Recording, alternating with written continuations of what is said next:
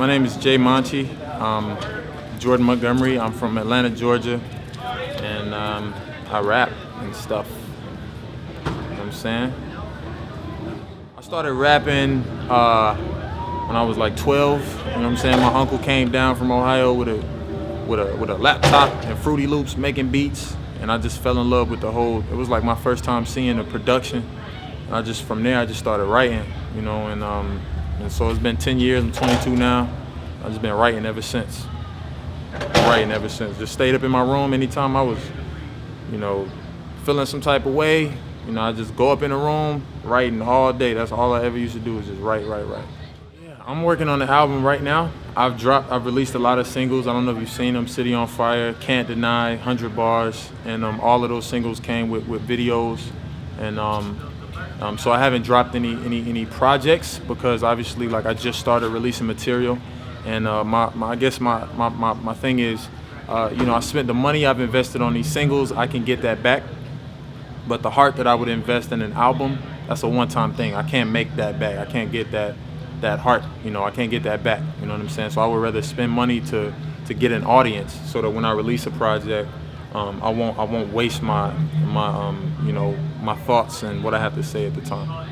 But yeah, I got a project coming out hopefully sometime this year, toward the end of the year, and I'm working on something really big, a video with a huge message that you know, a lot of people are probably going to say I'm tripping, but it's what God put on my heart. So be looking out for something that's gonna have you sitting on the edge of your seat, pretty much. Yeah. So this is how, you know, I got saved. This is my story.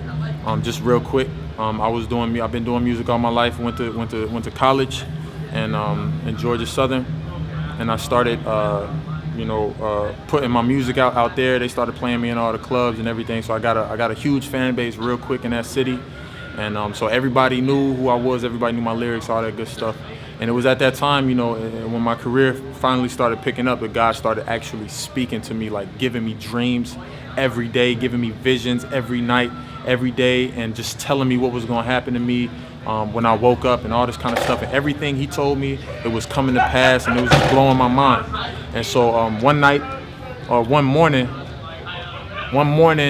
God revealed to me the blood would be dripping from my dreads, and that was my consequence for running away from Jesus for so long. And I just disregarded it. But that same night, I got jumped by 40 dudes that I never met, never seen them a day in my life. My assumption is they was hating on me because my music was on the come up or whatever. And at that time, man, they split my head open. I had to get my head stapled shut. And I thought about what God told me that morning. The blood would be dripping from my dreads. And a lot of people would be like, why would God do something like that? But the truth is, when I was in that hospital bed, I felt more love in my heart. I felt loved more than I ever felt. I felt appreciated more than I ever felt, simply because I realized to what level, to what extent God would go to get my attention. He knew he had to bring me to a near-death experience and tell me it was about to happen for me to say, all right, I'm going to follow you. So that's what he did. And I appreciate him for that. I know the love of a real father because of God. And so that's how it went down. You know what I'm saying? That's how I got saved, gave my life to Christ in that hospital bed, and I just been grinding for Jesus ever since. The City on Fire video concept came about from working with Vital Lens in Portland, Oregon. We just spent a lot of time brainstorming, and we put both of our concepts together. But basically the meaning of it is that, you know, you walk into a church, you see me walk into a church, and you see a lot of people in there, and they're just like zombies. Okay, everybody has a candle, but nobody's candle is lit.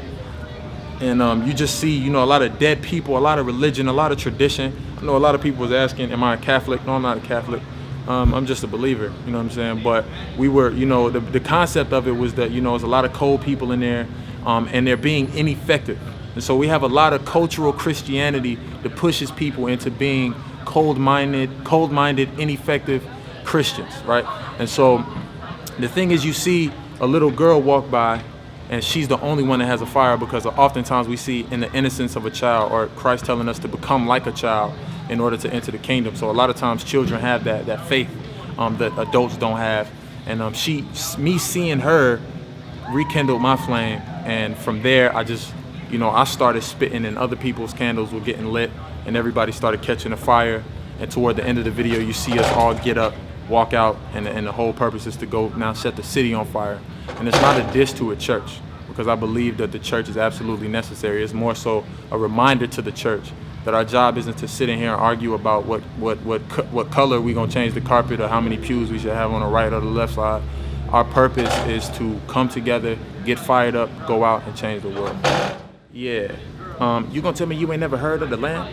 You ain't heard how the Lord burst with a word at first and created the whole earth with his hand? You ain't heard how he turned dirt into man, then he stirred up a church that emerged with his plan to exert, receive worship first, and lurk amongst any person that would search for him, never turn from him because of sin? You never heard how the curse hit us? Lucifer hit us with a scam. We gave him to his work, that's when it occurred. Humanity swerved from his word, couldn't merge with a man. Separated from eternity, Satan yelling burn with me seemed like the only reason to plea. Cause I ain't never learned, would have been my turn to bleed if not for Jesus the King. You dig? That's it, man. Yo, follow me on Twitter, J Monty Studios. Everything is J Monty Studios. Website, Twitter, Instagram, Facebook, all of that. Much love to y'all. Rapzilla.com